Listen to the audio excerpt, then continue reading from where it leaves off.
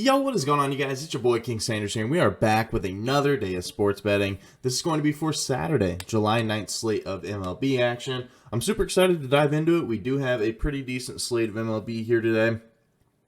It doesn't go on nearly as long. There's not quite as many games as there would be on a normal day, but there's still a pretty decent amount, so let's go ahead and dive into it. But before we did, I did just want to go ahead and say that we are still currently on the road to 7,000 subscribers. So if you guys are new, make sure you guys do like, comment, subscribe, and turn on that notification bell so you guys know whenever I post. Next, I did just want to go ahead and give a quick shout out here to all of our members here on the channel. Thank you guys so much for everything that you guys do. And thank you guys so much for giving such a small channel such a big chance, as I always say. It truly does mean so much to me. Now, I will go ahead and get this out here real quick, that it is going to be a pretty quick video today. I do have to go into work here very, very shortly, so this will be a little bit of a quicker video, but I still wanted to get you guys a video nonetheless. I did find two plays that I do really, really like, and so let's go ahead and dive into it. We will do a quick recap as of yesterday.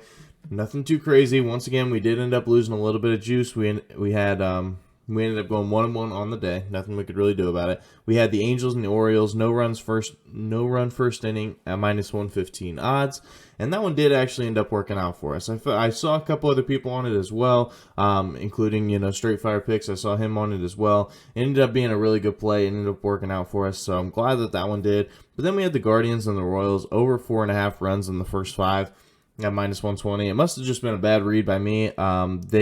They had a combined total of 19 hits throughout the game, but they only had 2 runs on the first 5 innings. So it was just, I guess I should have looked more towards the full game instead of just the first 5, but I just really thought that was a really good place to target, especially with the 2 pitchers that they did have on the mound. But hey, it is what it is. You live and you learn. I still felt like it was a pretty decent play overall. It just, they could not get the runs actually converted, or the hits actually converted into runs. So it is what it is.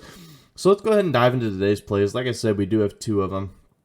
Our first play of the day, we're going to be taking the Mets team total under 4.5 here versus the Marlins at -120 odds. Now this one is a little bit, it is juiced towards the under, so it makes me feel like I am picking the right play here, and I think that it's for a good reason. The Mets, obviously, they are one of the best offenses in the entire MLB. They have the 4th most runs per game in the entire MLB. Very, very good at scoring runs. So why necessarily do I like the under? Well, the Mets at home this year, over the course of the last 7 games, have kind of struggled a little bit. They have only hit this over 1 time in their last 7 games. So I will definitely be taking my odds here with it. I think that since they have been struggling here in the last 7 home games, I think this is a good spot to target a Mets team who is taking on the Marlins, who obviously have a very good pitching staff as well. Miami, they are 16th in runs allowed, so definitely nothing too crazy by any stretch of the imagination. They are kind of in that middle tier when it comes to runs allowed, but I still think that there's some value here. I truly do. Also, Braxton Garrett is going to be on the mound here for the Miami Marlins.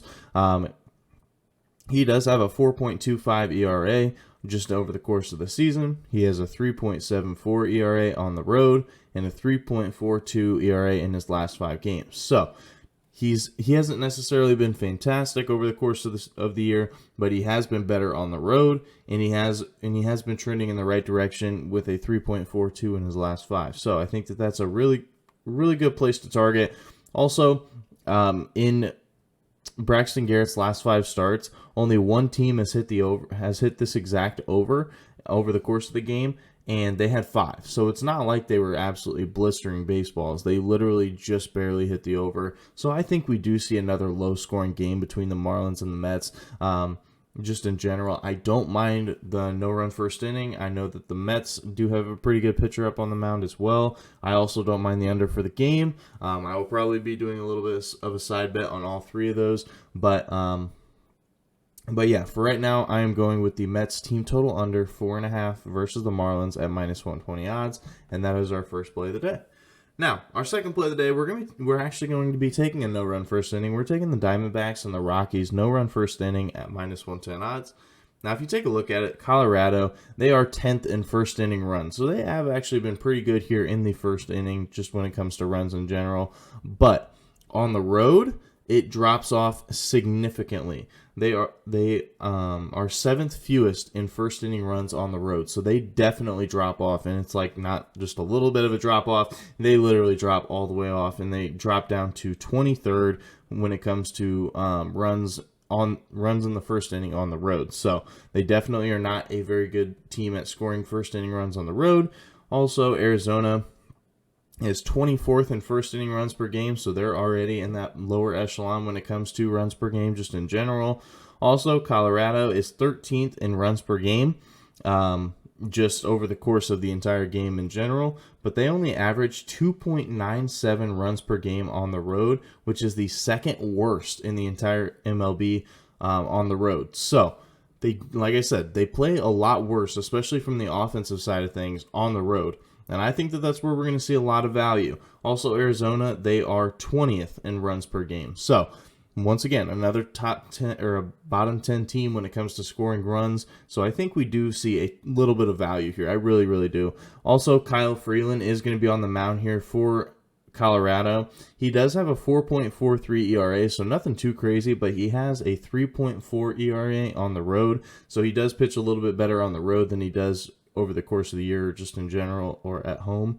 Also, versus Arizona, he has a 0.0 ERA through 6 innings pitched versus Arizona. So he has been really solid here versus Arizona. So hopefully he can get another duplicate performance for us, at least through the first inning.